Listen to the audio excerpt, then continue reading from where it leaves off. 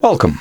In this video I'll show how you can make a sticker on iPhone. So to start, open the iMessage app and open any conversation here.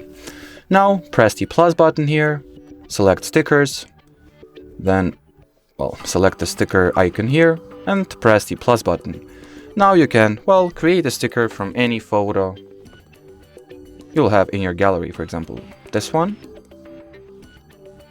This is the live photo, so it is not like the best example. Let's go with this one instead. As you can see, the subject or the object of the photo gets automatically cut out by the iOS. And now just press the add sticker button and we have this cute doggy sticker ready. You can also create another stickers. If you'll scroll this section here, you can set up or configure animojis. Just press the plus button here and create yours. And I guess as far as this video goes, that'll be it. So thanks for watching and bye bye.